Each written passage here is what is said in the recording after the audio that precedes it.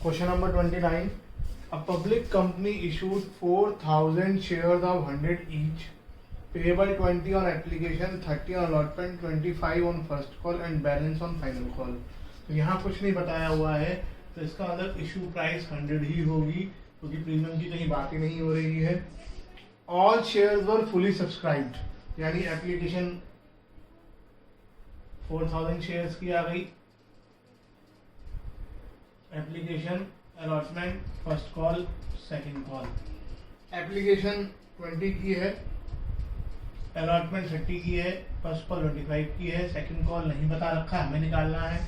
यहाँ तक का टोटल आ गया 75 और टोटल होना चाहिए 100. तो 25 रुपीज की सेकंड कॉल हो गई.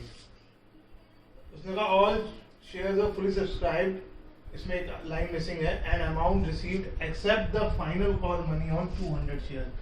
200 शेयर्स पर बाकी सारा पैसा तो आ गया, फाइनल कॉल नहीं आई. कितनी? 5,000. ये नहीं चीज आई है. These shares were subsequently forfeited. इस शेयर्स को कंपनी ने फॉरफिट कर लिया. अब तक हम पैसा नहीं दे रहा था, कुछ नहीं हो रहा था. अब जब भी शेयर फॉरफिट की जाएंगे जिस स्टेज पर, वहां पर हम एफ फॉर फॉरफिटेड लिख देंगे, ताकि हमें पता हो कि इनके शेयर फॉरफिट कर लिए गए हैं, क्योंकि फॉरफिट करना जरूरी नहीं होता है. हमें जरा एंट्री पास करनी है इन द बुक्स ऑफ, नहीं पता नाम,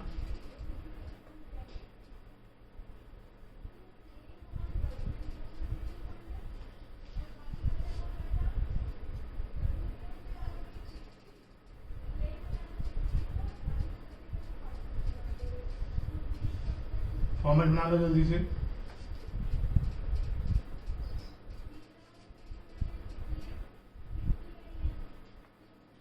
बाकी क्वेश्चन पहले की तरह होगा, जब फॉरफीचर की बारी आएगी तब एक एंट्री हमारी बढ़ जाएगी. तो इसलिए पहली एंट्री बिल्कुल वैसे ही जैसे अब तक करते आए थे. Bank account debit to share application account 4,000 into 20, 80,000, being application money received. अगली entry, share application account debit to share capital, amount वही ऊपर वाली एंट्री से. Being application money transfer to share capital. फिर अलॉटमेंट ड्यू करेंगे. कोई premium तो question में था ही नहीं, नॉर्मल क्वेश्चन है फर्स्ट कॉल तक. Share capital being allotment made due 40,000 into 30, 1,20,000. फिर रिसीव करोगे first call, sorry allotment, bank account debit to share allotment account 1,20,000, being allotment money received.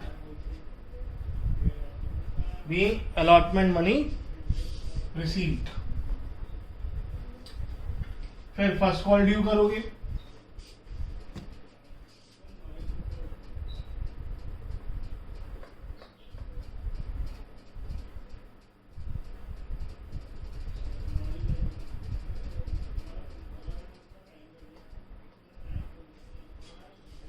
Share first call account debit to share capital, हमेशा की तरह जैसे करते आए हैं.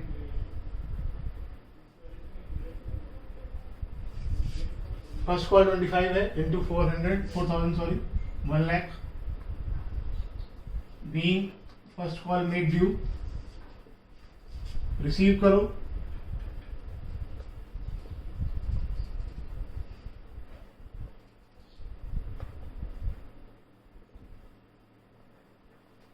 Bank to share first call, amount ऊपर वाली एंट्री से ही. Being first call money received, second call due करो, आखिरी कॉल है इसलिए फाइनल वर्ड जुड़ जाएगा।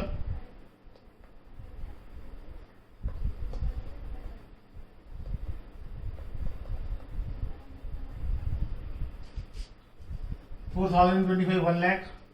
अब जब इसे रिसीव करने लगोगे, पहले से नरेशन को पूरा कर लेते हैं।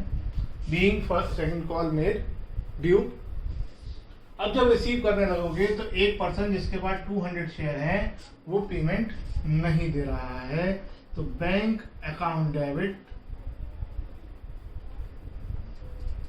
Calls in arrears account debit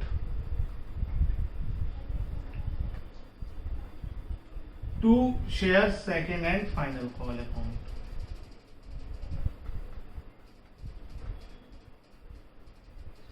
second and final call में अमाउंट ऊपर वाली एंट्री से, कौन पैसे नहीं दे रहा, ये कितने नहीं दे रहा है ये हमने पहले लिख दिया है 5,000, और बाकी अमाउंट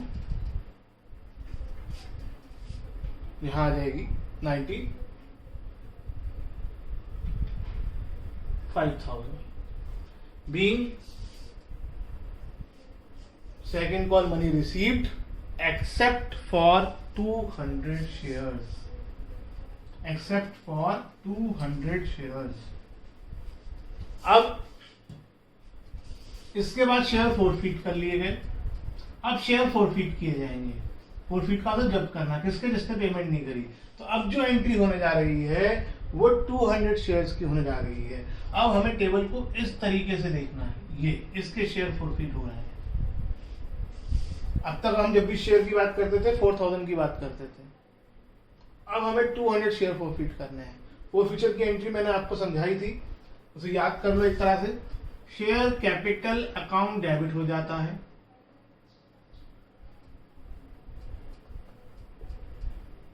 क्यों डेबिट हो जाता है, क्योंकि इसे हमने क्रेडिट किया था, उन शेयर्स को हमें कैंसिल करना था, इसे वापस डेबिट कर देंगे। 2 फोरफिटेड शेयर आ जाता है, इसके बारे में भी आपको बताया हुआ है। इसमें वो अमाउंट आ जाती है जो इस पर्सन ने हमें अब तक दी थी, और 2 कॉल्स इन एरियर्स आ जाता है जिसकी वजह से हम शेयर्स फोरफीट कर रहे हैं क्योंकि इसने पेमेंट नहीं करी। आपको एक सजेशन और दूंगा कि अमाउंट लिखने से पहले आप यहाँ नरेशन लिख दें कि आप किस चीज की एंट्री कर रहे हैं। बीइंग 200 शेयर्स फोरफिटेड, क्योंकि बहुत से बच्चों को ध्यान नहीं रहता कि कितने शेयर्स की एंट्री है। तो इंपॉर्टेंट चीज ये है, यहाँ पर आपको अमाउंट 200 से मल्टीप्लाई करके लिखनी है जब भी लिखनी है। शेयर कैपिटल, अब ये बहुत इंपॉर्टेंट चीज है कि शेयर कैपिटल में कितनी अमाउंट आएगी। शेयर कैपिटल में जब मैंने आपको वीडियो भेजी थी उसमें लिखा था कि कॉल्ड अप वैल्यू आती है। कॉल्ड अप वैल्यू का मतलब हम कहाँ तक की एंट्री कर चुके हैं। तो बहुत सिंपल तरीका है, जहां पर भी आपने फोरफीचर करना डिसाइड किया है वहां तक का कैपिटल वाला पार्ट, जो मैं कैपिटल और प्रीमियम करके लिखवाता हूँ, कैपिटल वाला पार्ट जोड़ दो। इसमें क्योंकि प्रीमियम नहीं है तो यही कैपिटल वाला पार्ट है, तो यहां तक ये पूरा ऐड कर लो। अगर ये कितना आएगा 100। अगर हम फर्स्ट कॉल के बाद शेयर फोरफीट कर रहे होते तो 20 + 30 + 25 कैपिटल में 75 के अकॉर्डिंग आता। अगर हम अलॉटमेंट के बाद फोरफीट कर रहे होते शेयर्स को यहाँ पर तो 20 + 30 50 के हिसाब से कैपिटल में आता। और ऐसा हो ही नहीं सकता कि एप्लीकेशन के बाद शेयर फोरफीट हो, क्योंकि फोरफीचर कॉल्स इन एरियर्स की वजह से होता है और एप्लीकेशन पे कॉल्स इन एरियर्स नहीं हो सकता। तो फोरफीचर अगर अलॉटमेंट के बाद होता तो यहाँ 50 के अकॉर्डिंग अमाउंट आती, फर्स्ट कॉल के बाद होता तो 75 के अकॉर्डिंग आती, सेकंड कॉल के बाद हो रहा है, यानी अगर फाइनल कॉल के बाद फोरफीचर हो तो हमेशा पूरी फेस वैल्यू आती है। तो यहां पर अमाउंट आएगी 200 × 100 यानी 20,000। कॉल्स इन एरियर्स में कितना कॉल्स इन एरियर्स है, इसका जितना है टोटल, मान लो यहाँ नहीं दिए होते, यहाँ नहीं दिए होते, यहाँ उसने आपने लिखा हुआ है 5,000 है, उतना अमाउंट कॉल्स इन एरियर्स में आ जाएगा। और फोरफिटेड शेयर्स में हमेशा बैलेंसिंग फिगर आ जाएगी।